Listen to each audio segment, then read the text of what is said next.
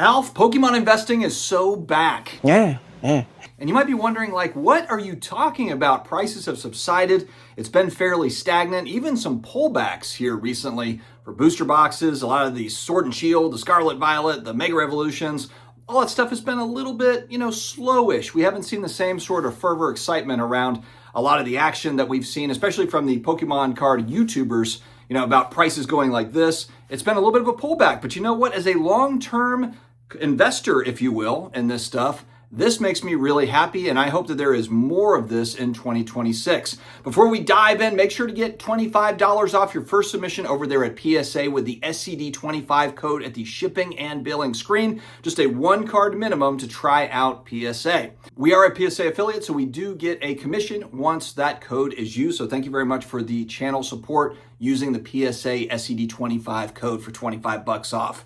All right. So I went to my local card show today and I bought another booster box of Paldea Evolved and I bought a Prismatic Evolutions PC ETB. And actually what I was looking for mainly that I just didn't see there was the Super Premium Collection box.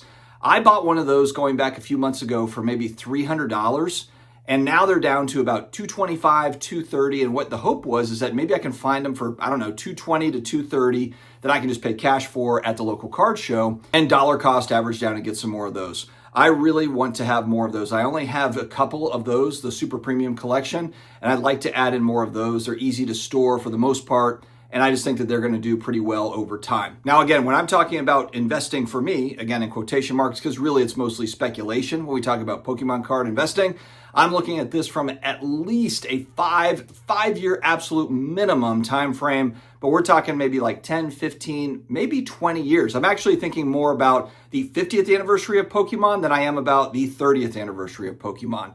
I want to buy into products over time. I look at it simply like this. If I had just bought loose packs of Pokemon cards over the last 25 years, and just bought them and just threw them in my closet. We're not even talking about booster boxes or 3-pack blisters or anything special, literally just loose packs of stuff and just put it in my closet.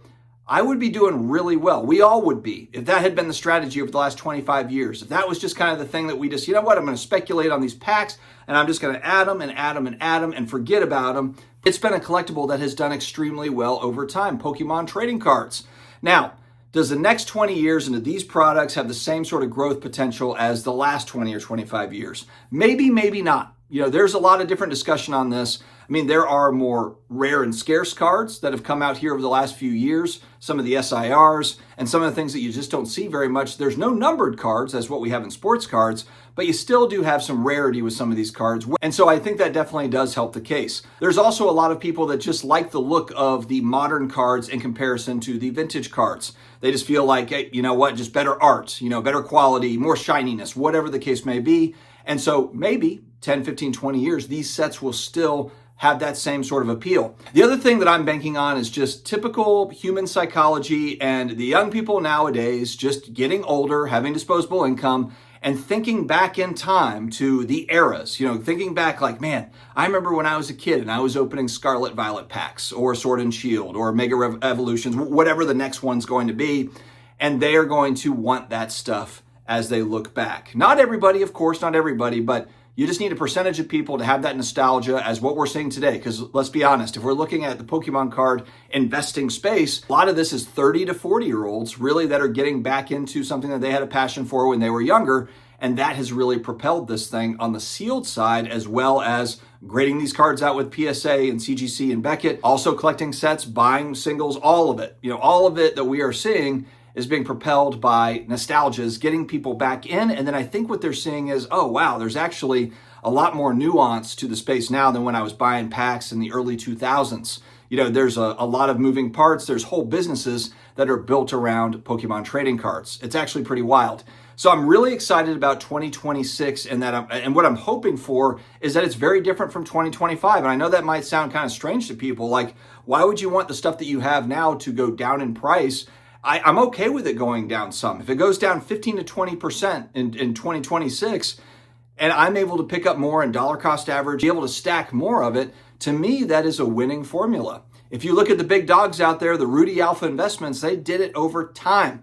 They just built it over time, stacked it, and it worked out. And they were buying it when nobody cared about it, nobody wanted it. Rudy's been in it for 20 years doing it, and it's worked out really well for him to where Magic the Gathering, Pokemon, they've just gotten more popular over time, and a lot of his holdings have just gone way up over time.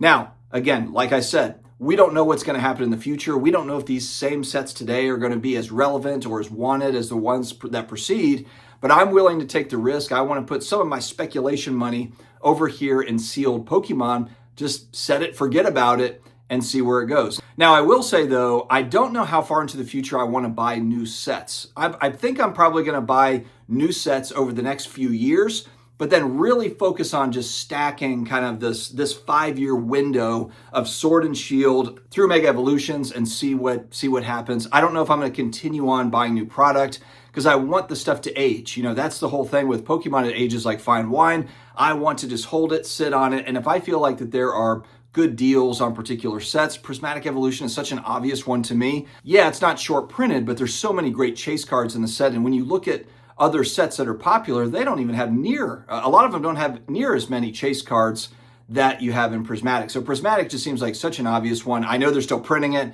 They might still continue to print it. Maybe they print another 10 billion cards, who knows? But it's going to be popular with the rip and chippers, with kids that are opening the packs. People are going to want to open those packs and look for the Umbreon, look for the chase cards.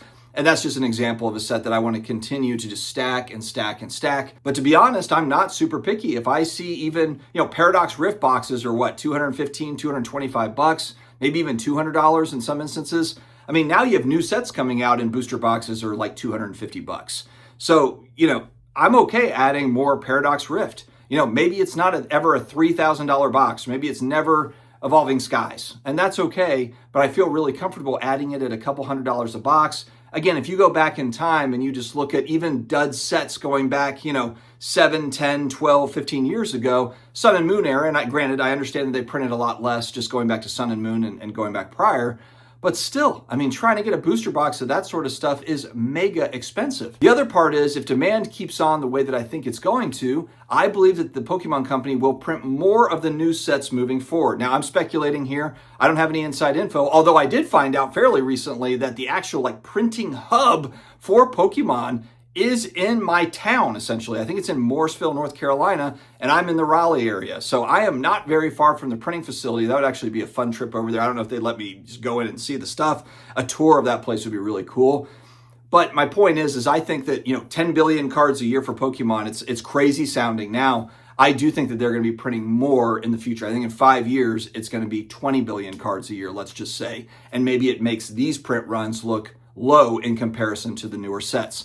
But who knows? Maybe the demand for Pokemon falls off. Maybe that's just not the case. Maybe this is just kind of a little window where people are going bonkers and then it fades. It very well could happen. But let me know your thoughts in the comment section. But are you also excited about a 2026? It might be a little bit more normal, where we can go out and we can get stuff at decent prices, maybe even retail. Might even find stuff out for MSRP, heaven forbid, and be able to stack it. That's what I would really like to do, and that's what I'm hoping for in the new year. Friends, have an amazing day ahead. Stay healthy, stay awesome, and I will talk to you again later.